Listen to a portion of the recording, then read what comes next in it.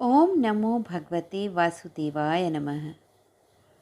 साल में पड़ने वाली सभी एकादशियों में देवउठनी एकादशी सबसे बड़ी और महत्वपूर्ण एकादशी मानी जाती है, क्योंकि इसी एकादशी के बाद से सभी मांगलिक कार्य जैसे विवाह, मुंडन, यज्ञोपवीत संस्कार आदि शुरू हो जाते हैं।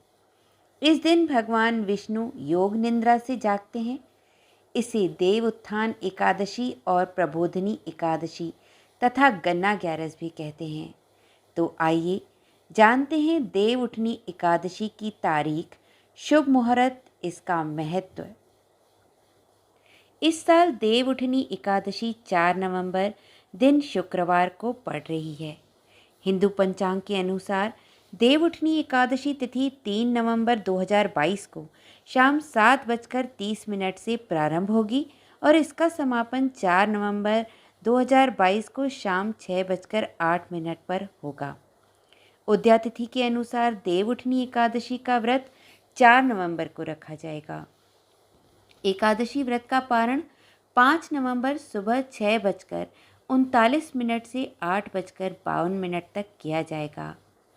कार्तिक माह के शुक्ल पक्ष की एकादशी का विशेष महत्व होता है। इस दिन भगवान विष्णु 4 महीने के बाद शयन से जागते हैं, जिसके बाद मांगलिक कार्यों की शुरुआत हो जाती है। आषाढ़ मास की देवशयनी एकादशी के दिन भगवान विष्णु 4 महीने के लिए योग निद्रा में चले जाते हैं। भगवान विष्णु की योग निद्रा देव उठनी एकादशी के दिन समाप्त होती है। इस बीच कोई भी मांगलिक कार्य और शुभ कार्य नहीं किया जाता।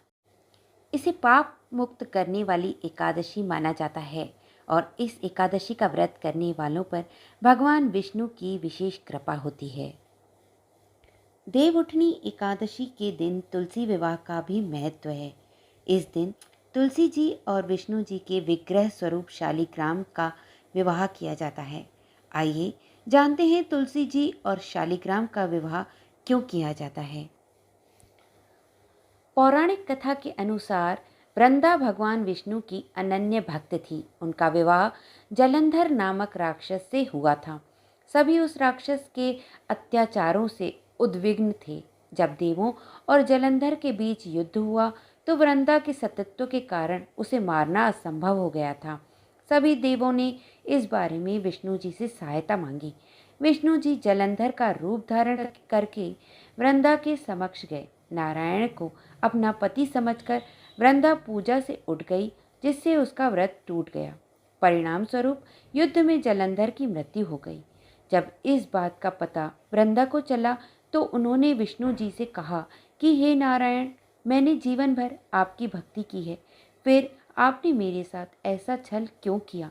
विष्णु जी के पास वृंदा के प्रश्नों का कोई उत्तर नहीं था। वे चुपचाप खड़े होकर सुनते रहे और वृंदा की बात का कोई उत्तर नहीं दिया। उत्तर प्राप्त न होने पर वृंदा ने क्रोधित होकर कहा कि आपने मेरे साथ पाषाण की तरह व्यवहार किया है, आप पाषाण के हो जाएं।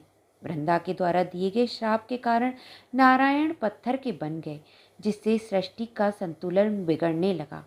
तब सभी देवों ने वृंदा से प्रार्थना की। उनकी प्रार्थना को स्वीकार करते हुए वृंदा ने नारायण को क्षमा कर दिया और सती हो गई।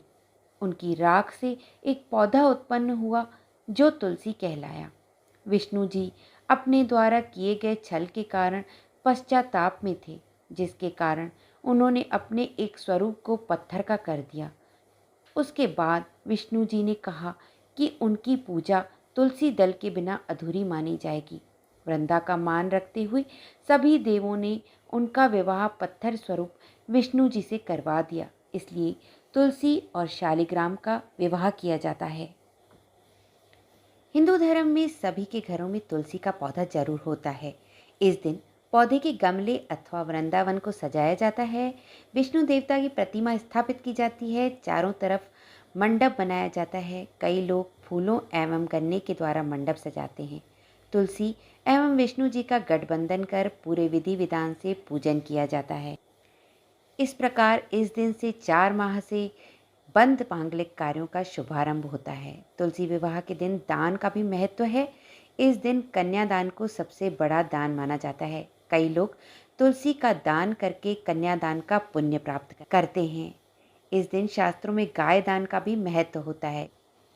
आप सभी को देव उठनी 11 और तुलसी विवाह की हार्दिक शुभकामनाएं। अगर आपने मेरे चैनल को सब्सक्राइब नहीं किया है तो चैनल को सब्सक्राइब कर लें, वीडियो को लाइक करें और शेयर करें। धन्यवाद।